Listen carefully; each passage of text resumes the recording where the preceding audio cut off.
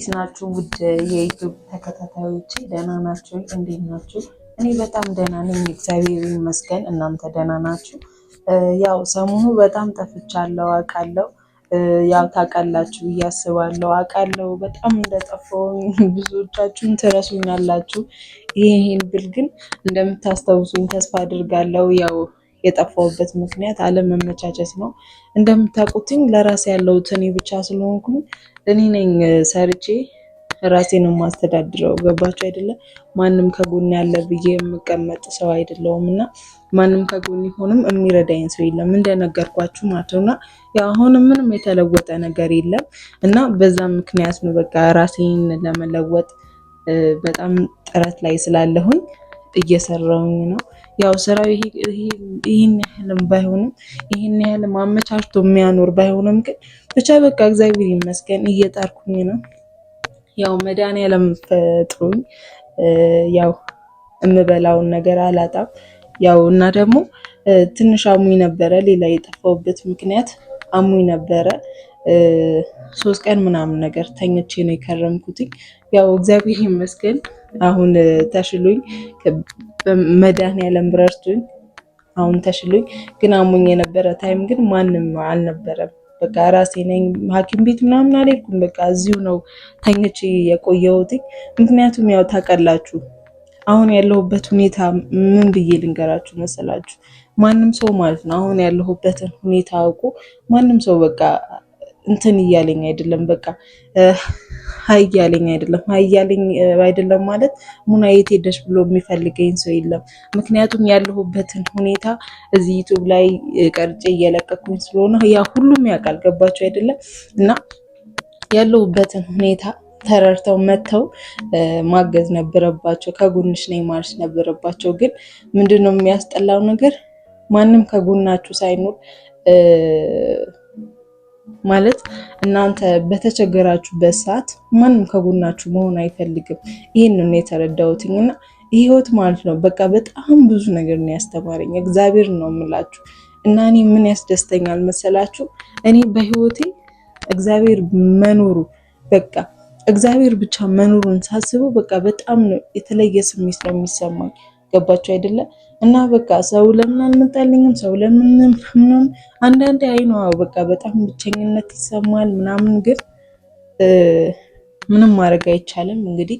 እና አንቺ መኖር ያለብሽ በዚህ ሁኔታ ውስጥ ነው ተብሎ እስከተጻፈልኝ ድረስ ምንም ማድረግ አልችልም። ያው የመጣልኝን መቀበል ነው ያለኝ አማራጭ ማለት ነው። እና ተጨንቄ ምናምን ነገር ምንም መለወጥ የምችለው ነገር የለም።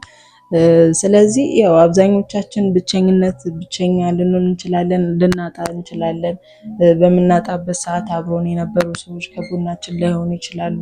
ብቻችንን ነው የምንቀረው ምናምን ነገርና እኔ ያሳለፍኩት ህይወት ስለሆነ እንደኔ ያላችሁ ሰዎች ልትኖሩ ትችላላችሁና እናንተ ከጎናችሁ ሰው በማጣታችሁ ምንም አይድነቃችሁ፣ ምንም አይሰማችሁ።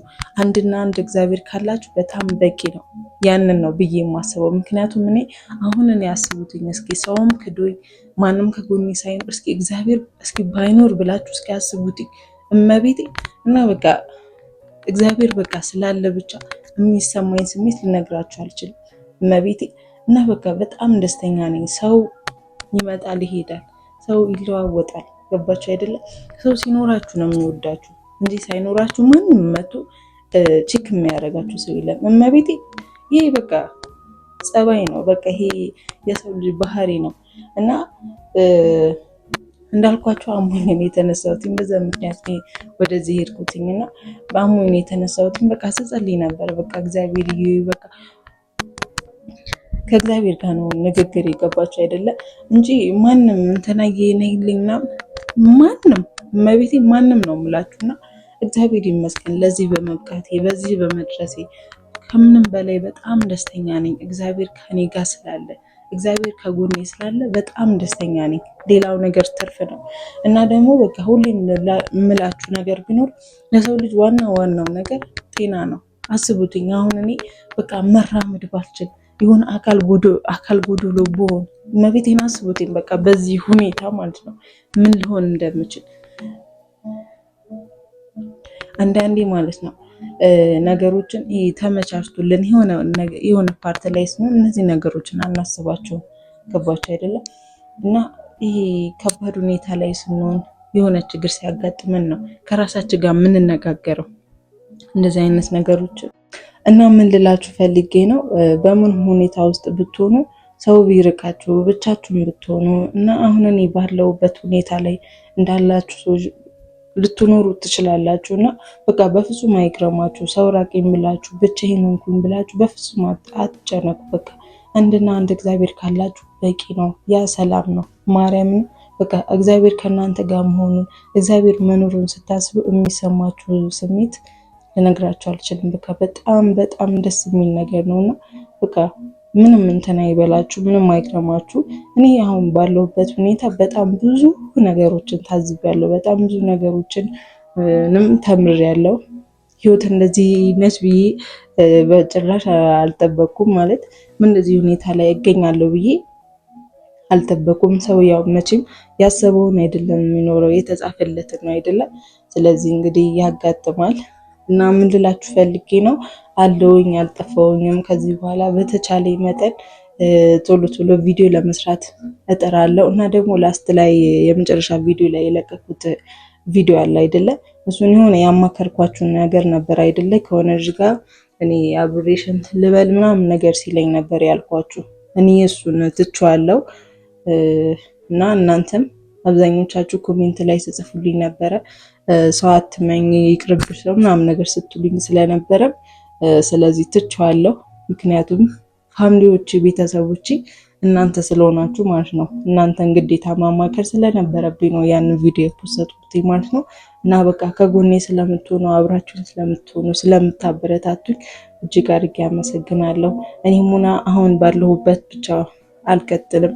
ነገ ሌላ የተሻለ ቀን ይመጣል እና በጣም እየጣርኩ ነው ከእግዚአብሔር ጋር እና ደግሞ አሁን ባለሁበት እንደማልቀጥል አውቃለሁ እና ስለ ሁሉም ነገር አመሰግናችኋለሁ እና እናንተም ደግሞ ስለምታበረታቱኝ እጅግ አድርጌ አመሰግናለሁ። እናም ደግሞ ሰብስክራይብ አድርጉኝ። ሞር አሁን ቶሎ ቶሎ ቪዲዮዎችን ስፖስት ደግሞ ዩቲዩብ ያግዘኛል ብዬ አስባለሁ እንዳልኳችሁ እና ሰብስክራይብ፣ ላይክ፣ ኮሜንት አድርጉልኝ። የሚሰማችሁን ጻፉልኝ። እኔ እናንተን ኮሜንት ከማንበብ ወደኋላ አልልም እንደነገርኳችሁ እና እጅግ አድርጌ አመሰግናለሁ። ከዚህ በኋላ አልጠፋም በምን ሁኔታ እና ደግሞ እናንተም እንድትረሱኝ አልፈልግም።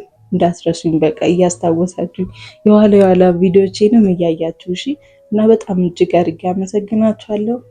ደህና ሁኑልኝ። ያው እንዳልኳችሁ አለው ለማለት ነው እሺ። ያሳለፍኩትን የነበርኩበት ሁኔታ ለእናንተ ለመናገር ነው የመጣሁት እና መልካም ጊዜ ሆነላችሁ። መልካም የስራ ጊዜ ሆነላችሁ። ወዳችኋለሁ። ደህና ሁኑልኝ ባይ